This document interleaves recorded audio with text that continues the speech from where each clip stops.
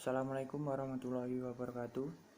Kami dari kelompok 8 yang beranggotakan saya Aldi Pradana dan Iqbal Novanka dan juga Amelia Andasari akan menjelaskan mengenai filler dalam industri pulp dan kertas.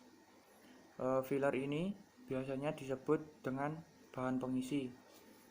Filler ini merupakan penggabungan bahan anorganik ke dalam serat untuk meningkatkan kualitas kertas.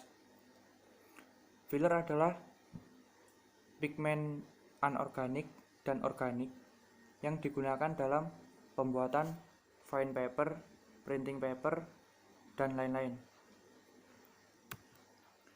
Filler dalam pembuatan kertas berfungsi untuk menurunkan daya tembus cahaya pada kertas, sehingga ketika seseorang sedang membaca tulisan atau membaca gambar pada kertas yang diprint bolak-balik tidak terganggu. Selanjutnya, filler ini dapat meningkatkan opacity karena cahaya yang datang ke permukaan kertas banyak dipantulkan kembali oleh filler.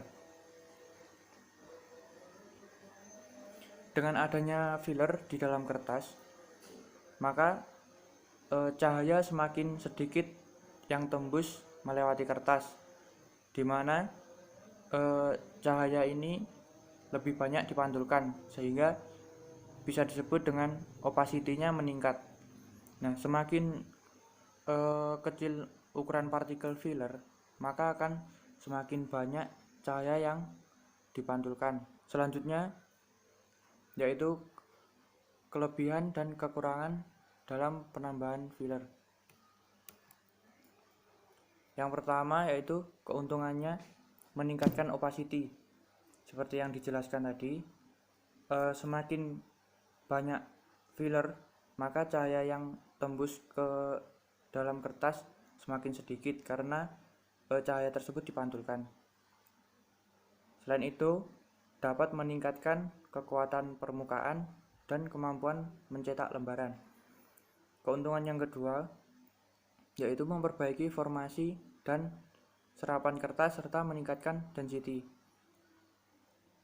Dalam ikatan antar serat pastinya ada bagian-bagian yang tidak terisi oleh serat. Nah, filler ini berfungsi untuk mengisi bagian-bagian tersebut yang tidak terisi oleh serat. Nah, untuk selanjutnya kerugian dalam penggunaan filler. Yang pertama yaitu mengurangi kekuatan kertas. Ini disebabkan karena ikatan antar serat ini terganggu oleh adanya filler. Karena jumlah filler yang ada di dalam kertas ini mengganggu ikatan antar serat. Untuk selanjutnya yaitu kerugiannya, kertas akan mudah pecah dan retak, kemudian kertas akan menjadi kaku. Yang ketiga yaitu jenis-jenis filler atau bahan pengisi. Yang pertama, jenis ini adalah CaCO3 atau biasa disebut dengan kalsium karbonat. Yang kedua ada kaolin. Yang ketiga ada TiO2 atau disebut titanium dioksida. Dan yang keempat ada talc. CaCO3 atau kalsium karbonat sering dipakai dalam pembuatan kertas sebagai filler di dalam proses alkali. Seperti pada umumnya, penggunaan filler ini yaitu dengan cara ditambahkan ke dalam stok untuk meningkatkan brightness dan opacity. Kalsium karbonat memiliki optical brightness yang lebih bagus daripada clay. Namun kalsium karbonat ini tidak sebagus titanium dioksida. Nama saya Iqbal, saya akan menjelaskan penjelasan lebih lanjut dari Aldi Pradana, yaitu ada CaCO3. CaCO3 ini terdiri dari dua jenis, yaitu diperoleh dari proses penggilingan dan fraksionasi batu kapur dan kalsium karbonat hasil pengendapan khusus dengan mereaksikan CaOH2 dengan gas CO yang disebut PCC. Karena filler CaCO3 ini merupakan jenis smackdown atau tanpa pemasakan, maka penggunaan filler hanya ditambahkan air atau diencerkan dan dijaga suhunya. Filler CaCO3 sendiri diinjeksikan sebelum memasuki proses fan pump, bisa dibilang inlet fan pump. Kemudian ada flowchart dari CaCO3, itu masuknya setelah silo dan sebelum fan pump. Di situ akan diinjeksikan filler CaCO3. Kemudian ada kaolin dengan rumus kimianya Al2O3 SiO3 2H2O.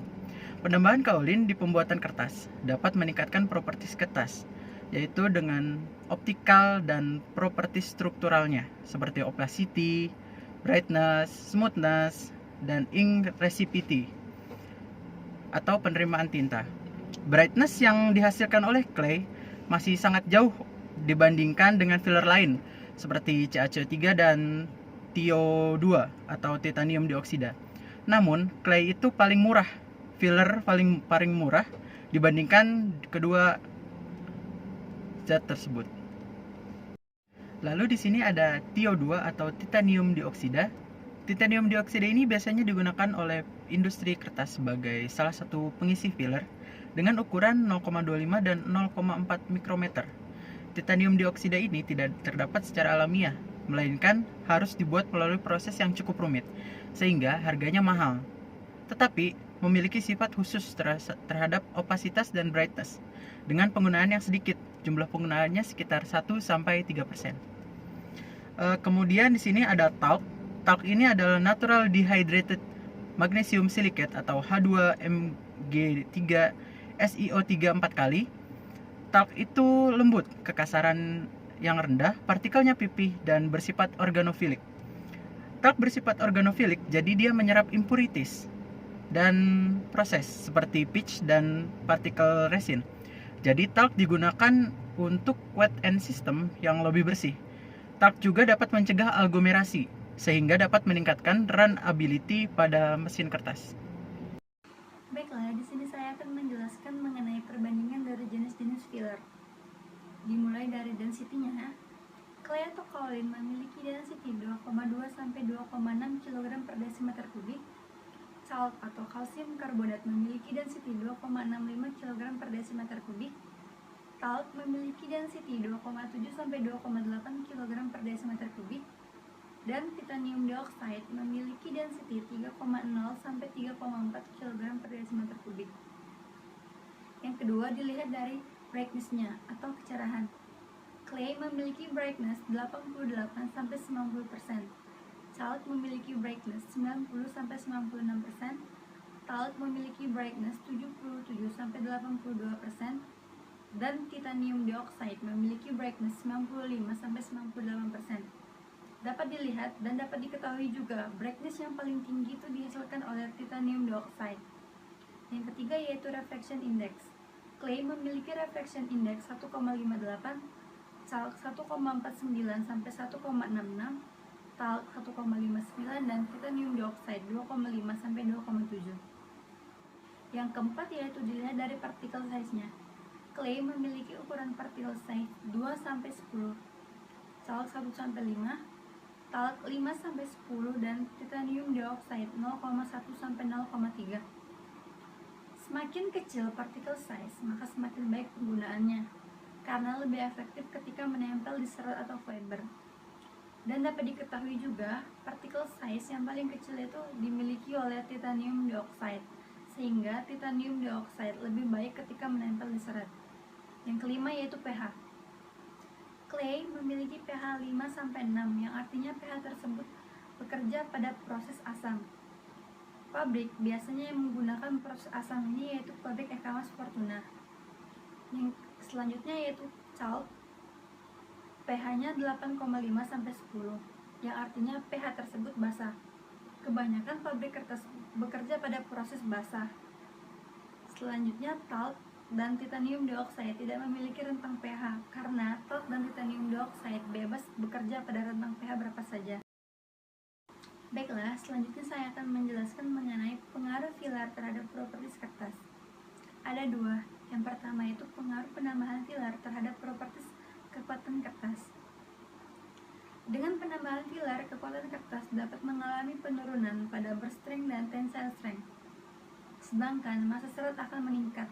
Hal tersebut terjadi karena filler merupakan bahan pengisi, sehingga menyebabkan massa pada serat tersebut akan meningkat, dan juga sifat optik pada serat juga akan meningkat.